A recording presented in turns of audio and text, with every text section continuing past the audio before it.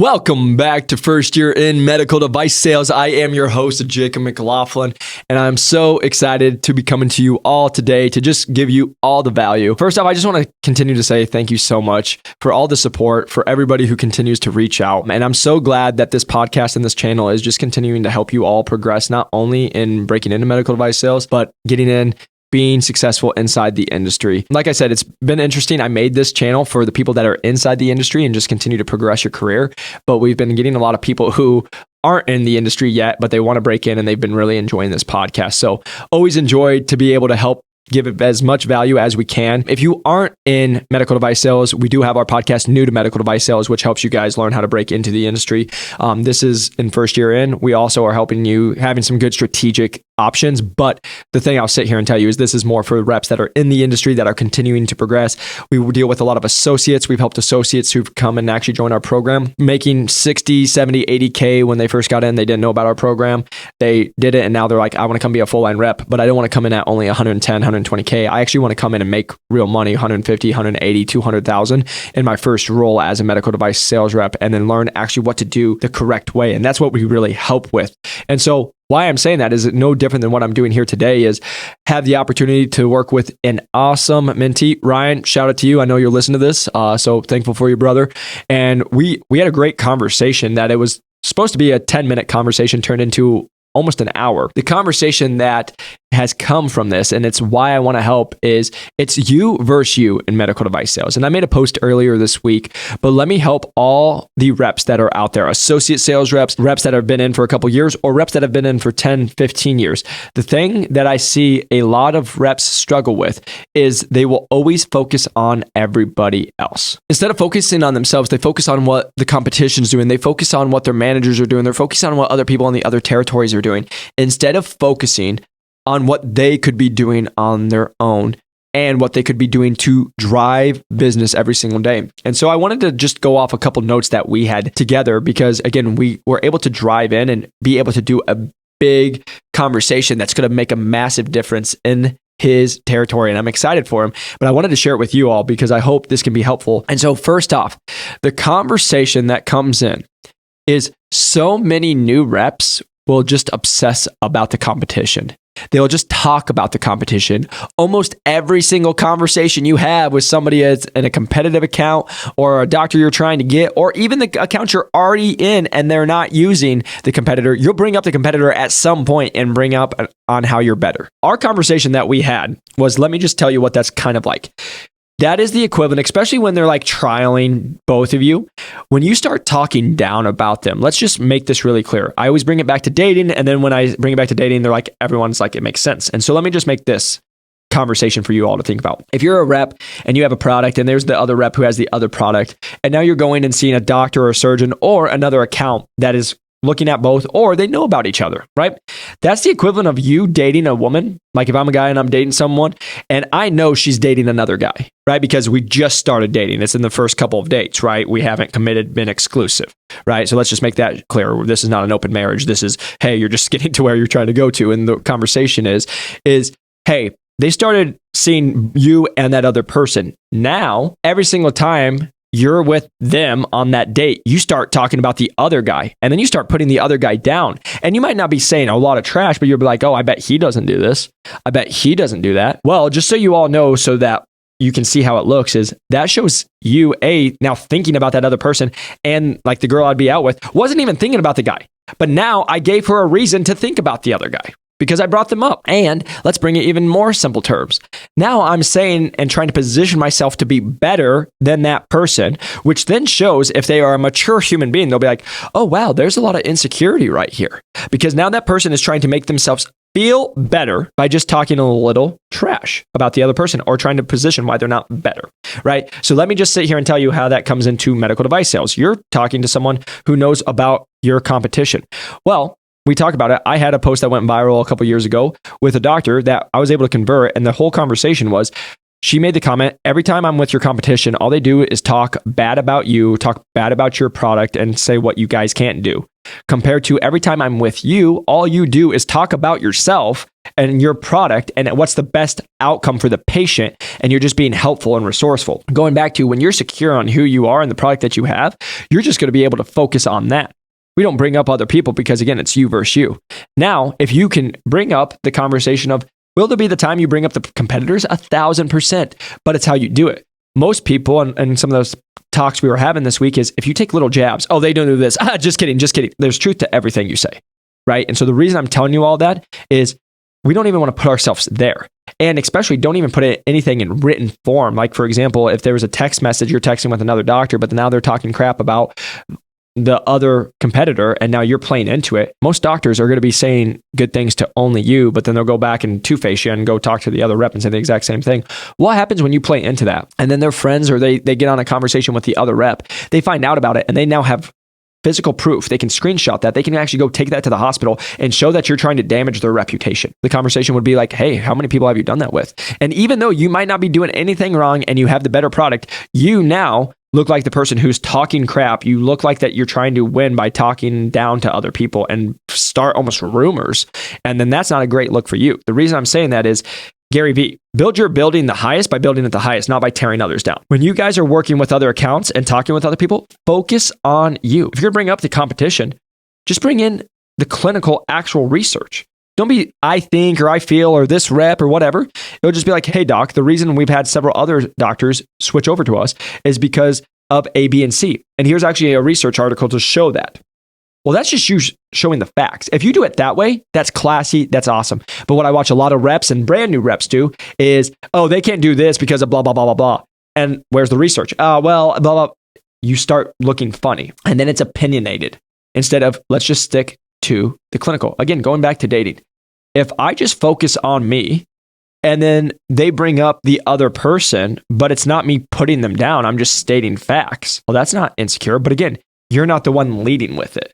Because what I watch a lot of people going back to the dating, if I'm just bringing up the other person all the time, now it's probably out of insecurity that I'm bringing them up. But also, I'm now influencing that person to go work with that or go be with that other person because I'm talking about them all the time. And guess who they're thinking more about?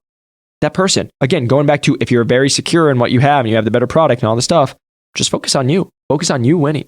So that's number one. Number two, I see this a lot.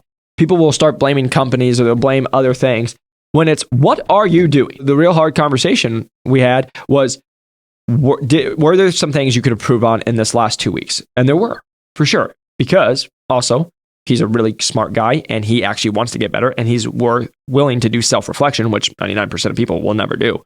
But the reason I'm saying that, that's how people win. They self-reflect on how can we continue to get better every week, every day, every month, every year, everything we're doing. But most people can't do that. And so what I'm sitting here telling you is the amount of times I have people say, well, my company is blah, blah, blah. Oh, this surgeon or this nurse or all. What are you doing? Because I have people all the time who say, I had great conversations. I'm like, that's awesome. How's the conversation for them? Because you think it went great. They just think you're an arrogant douche because you just talked about yourself the whole time. But you didn't even ask about them. You didn't even get to know them. But you're like, oh, I'm talking the whole time. It's me, me, me, me. And they're like, you walk out and they're like, that rep sucked. Holy crap. Can't wait for them to get out of here. That's what I need you guys to think about. Because so many of you are all trying to check boxes, check boxes, check boxes.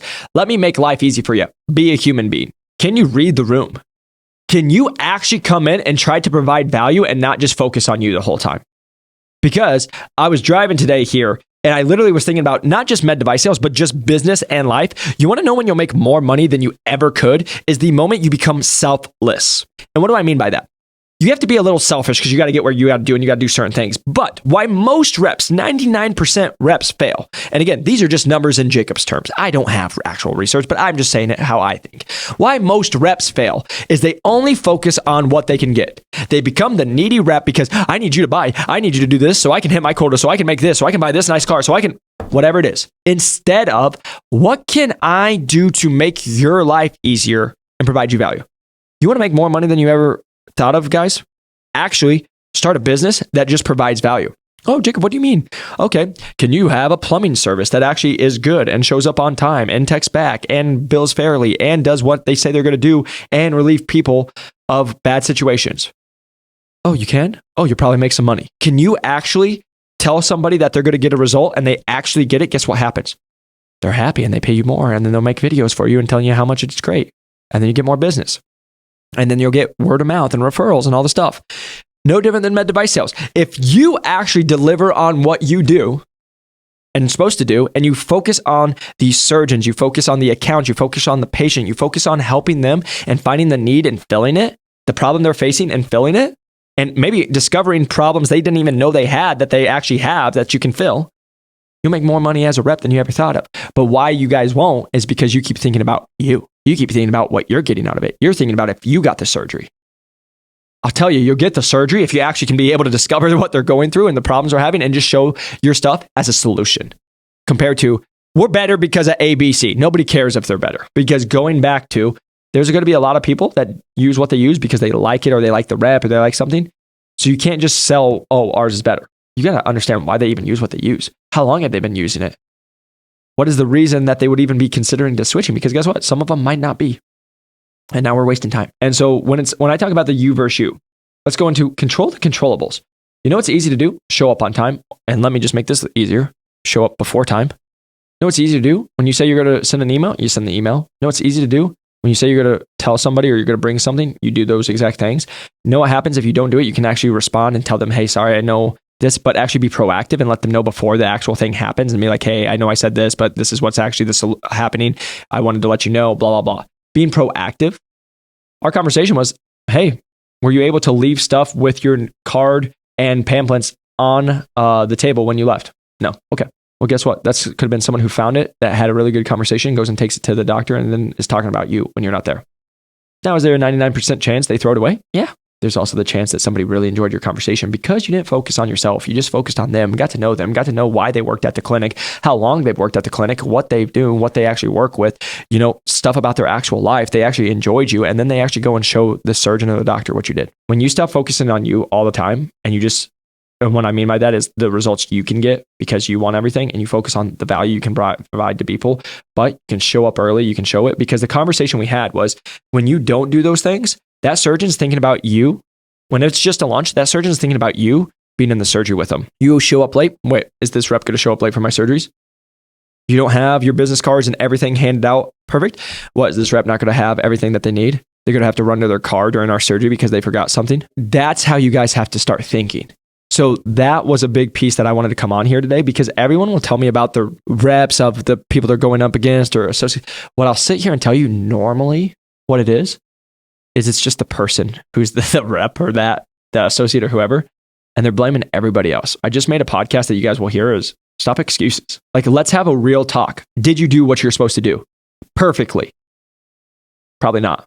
Okay, then the goal is to get better. Kobe Bryant, the goal is just to get 1% better every single day. Because I promise you, you do that, guess where you'll be at in 6 months, 12 months, 2 years from now. But what everybody else does in the industry and just in life is they blame other people. Oh, I didn't get it because this nurse sucked or this doctor's the worst or whatever. But they didn't mention that they didn't email, they didn't double check about the actual thing that they set up. They weren't proactive. They actually showed up a couple minutes late and they actually didn't even leave anything when they left. Well, why would that surgeon use you? You didn't give them any reason to show. And guess what? You walked in and then you just talked about yourself the whole time and your products and you didn't even get to know them at all and why they would use what they used and how long they've used it and if you can even help them. Oh, but that doctor sucks.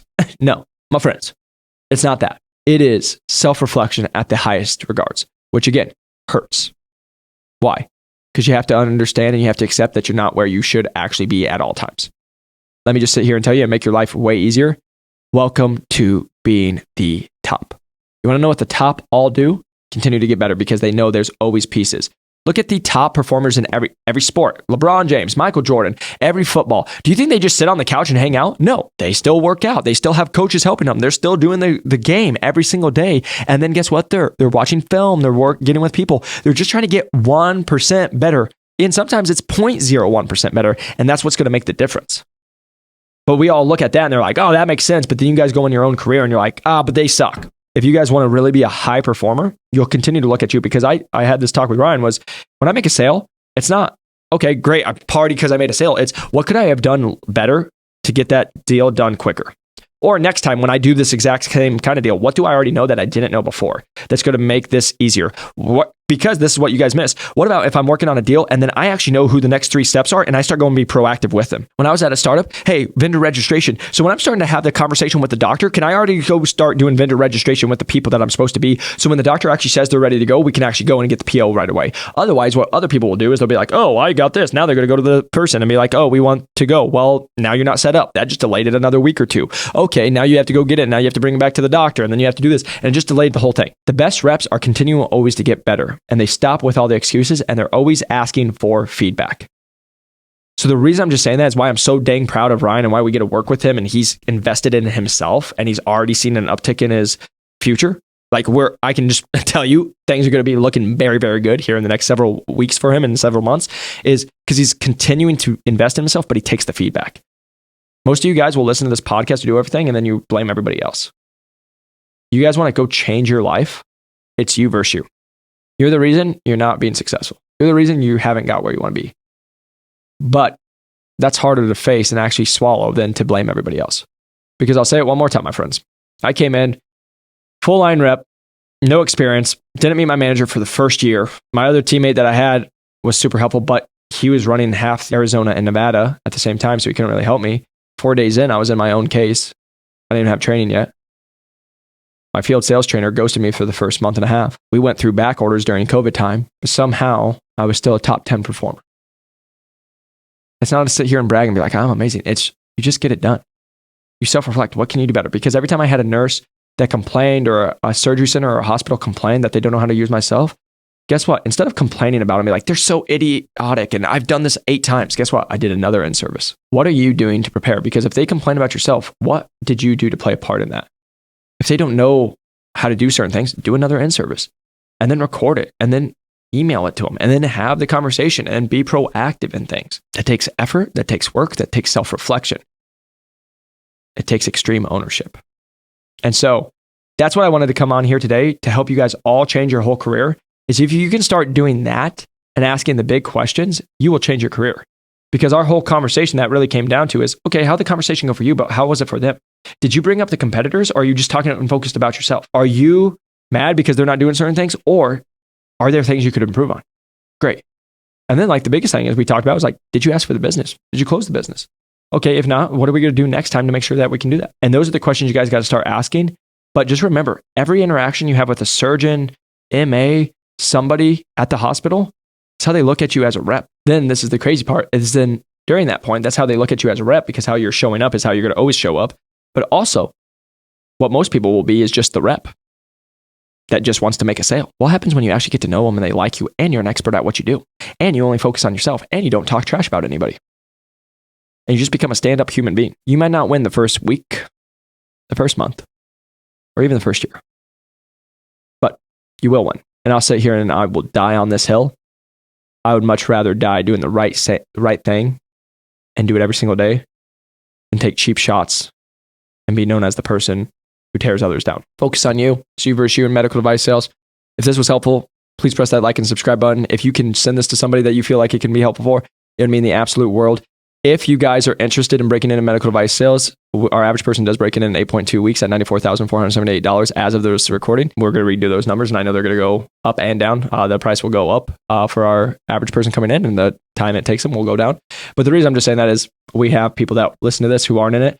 But if you guys are an actual rep inside the industry, we now are helping people that are associates. We just got one hired at $180,000 as a first-time rep in the industry, as a full-line rep. And so it's super exciting to watch. And then the reason I'm sitting here telling you that as well is then we also have people that have been in for a year or 2 years, but then they're like, hey, what do I actually do? We've been able to have conversations with you guys. So always happy to help any way I can. Just reach out to us, New to Medical Device Sales or Jacob McLaughlin on LinkedIn.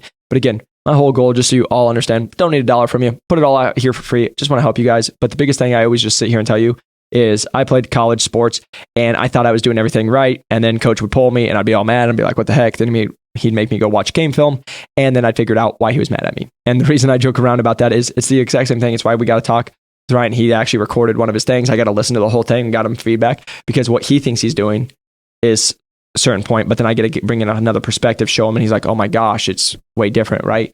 And so the reason I'm just saying that is most of the time, the information is not the problem or actually even the answer. It's you guys not being able to utilize the information the correct way. And there's a lot of times that you might be thinking you're doing the right thing, but a lot of times we're not. And so the reason I'm just saying that is that's a big point of having success in med device sales, is making sure that you can take the feedback, but then actually go and utilize it. And also, it's always fun to connect because we are having companies starting to reach out to us for a lot of different opportunities. So love to get you guys connected with us and can't wait to see you on the next one. Peace.